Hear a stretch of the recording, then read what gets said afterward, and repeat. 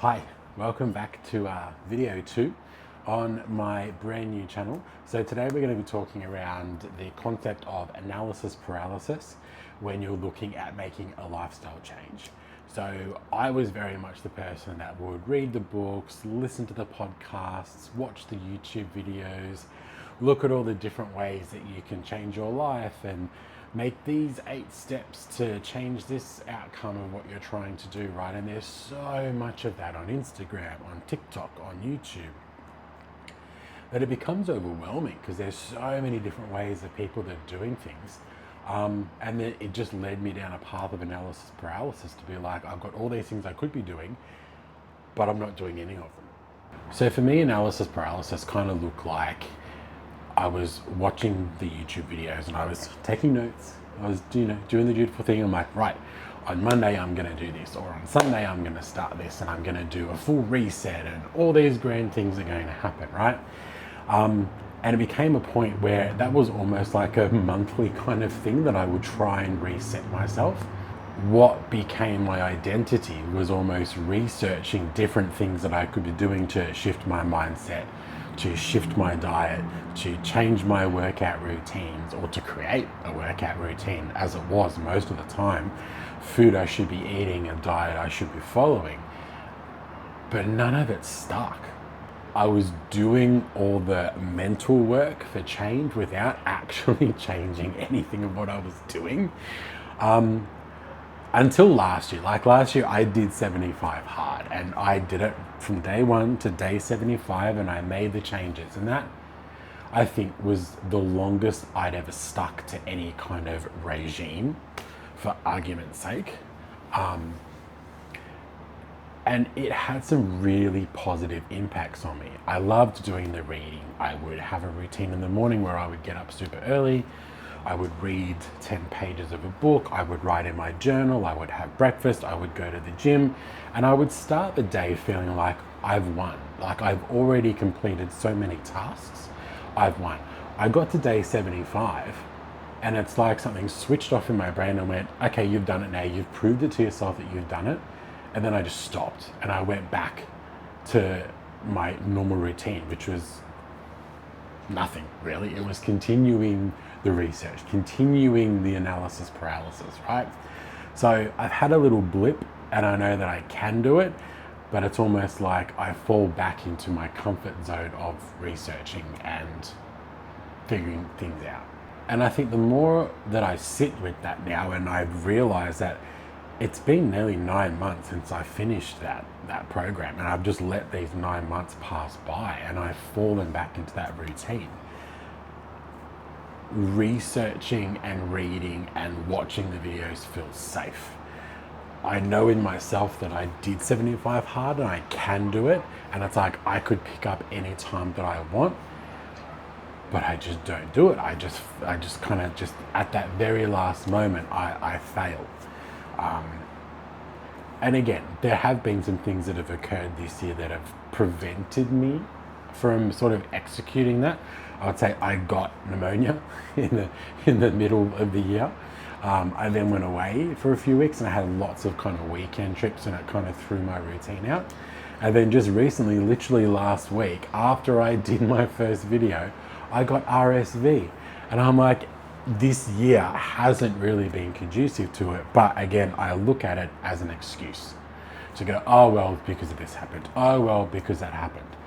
Just because I felt unwell and I was traveling doesn't mean that I can't do any good workouts, or that I can't make the right food decisions, or that I can't follow a good routine for my mental health. So I've been very much in the researching because it feels safe, and executing feels like, oh, I will get to that eventually down the line. But I haven't got there yet.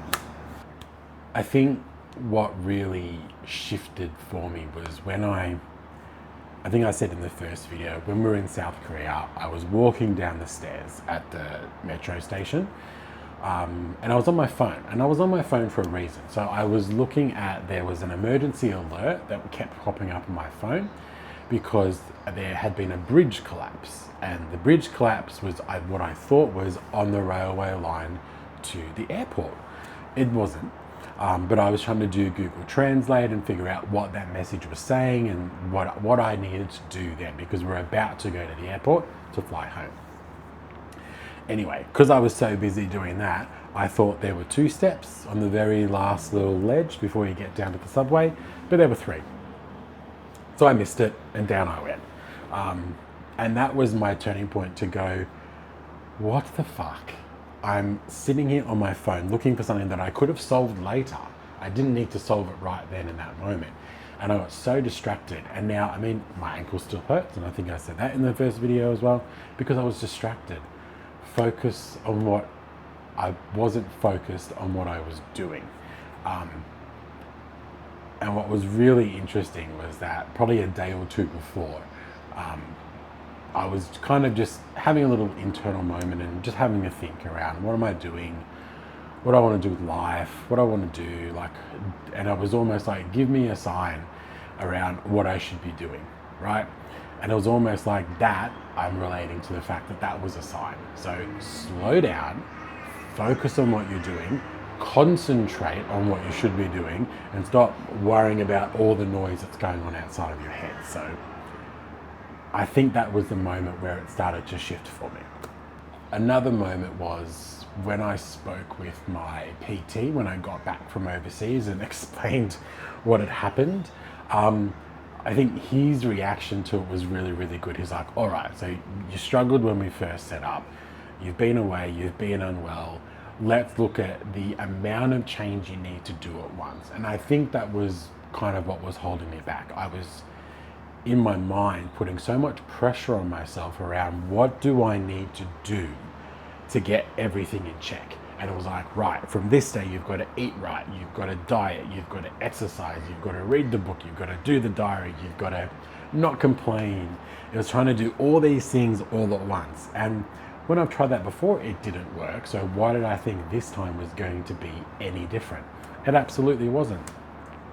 So his advice was to chunk it down and go, great, you know what? Let's just focus on the food right now, because I couldn't go to the gym anyway because of my ankle. Let's just focus on the food. So it was focusing on the food, taking a photo of it and send it to him for the accountability piece. And that worked really, really well. So much that I feel like from a food perspective, I'm in a pretty good spot. Now, in saying that, over the last week, maybe not so much because I've been unwell and because I'm home alone. And there were some days where I just had absolutely no energy to cook. I just got what was easy. But I probably selected healthier options than what I would have in the past. And I feel like doing this public accountability is also going to be a thing that might help me. I've got to show some progress, right? Whether it's physically, whether it's emotionally, whether it's mental, I've got to show some progress. Otherwise, it's just, again, another empty promise or another empty shift in what I'm doing. So the routines, what I'd hoped for in the past week didn't really stick, but I feel like I made better choices than what I have in the past. And then this week moving forward, it's Sunday today, I've got a pretty structured plan on what I think I can realistically do. And I talk realistically because if I go say, I'm going to do 5 days at the gym this week, it's not realistic. I know I'm not going to do that. So it's 3 days this week I'm going to go to the gym. I'm going to do a leg day, I'm going to do a chest day, and I'm going to do a back day. I'm going to try and fit in a couple of walks throughout the week as well, because I like doing an afternoon walk. It's actually quite relaxing after a full day at work to just sort of get out and clear your head a little bit. And I feel ready. Like I feel like I want to do it. Like I really want to do it. I want to make the shift. And I think that's helping me considerably get through it as well.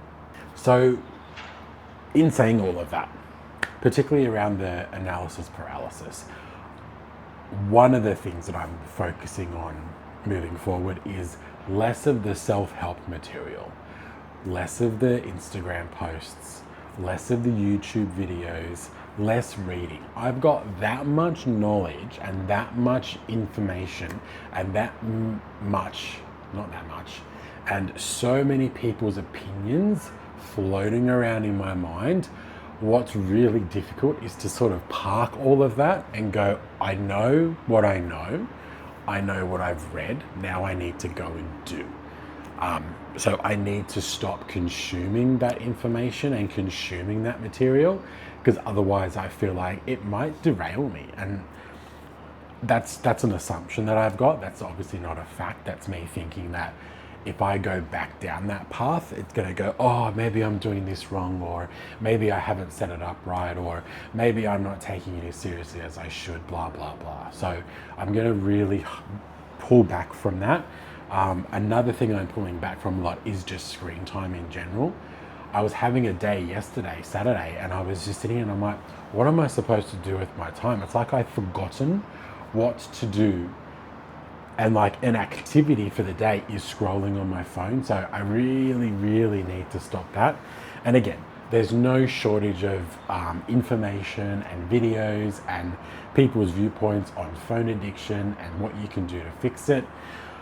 I'm really just going to try the self-control and being more mentally aware of what I'm doing or what my actions are.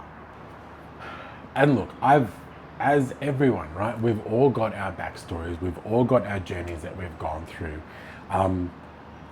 I've had one where I've, had to be someone that I may not have necessarily been, and put a little bit of a mask on and a bit of a face on to kind of get through the day.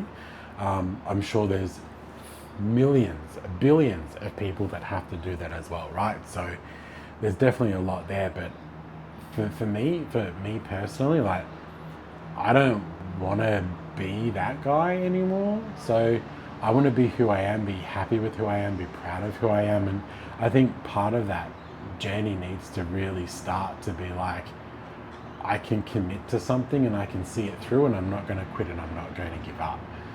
Again, part of this public accountability piece. And I think as I grow my confidence in kind of talking through these things and uploading it onto YouTube for random people in the world to watch, which still feels kind of weird, but it is what it is. But that's where I'm at. So analysis paralysis is officially over. We are going to start with small, realistic focuses this week. Making good food decisions, we're going to exercise, we're going to catch ourselves with our phone addiction, and try and just get a little bit better each day. Look, if any of this sounds familiar, watching YouTube, listening to the podcast, reading the books, consuming the Instagram and TikTok algorithm feed that they're pumping through to your phone, like, drop me a follow. Let me know in the comments.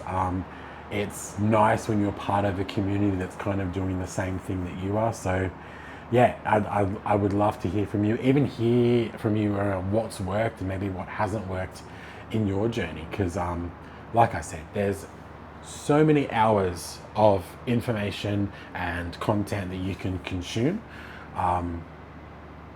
It's all around narrowing it down to what works for you and being able to make that change inside of yourself.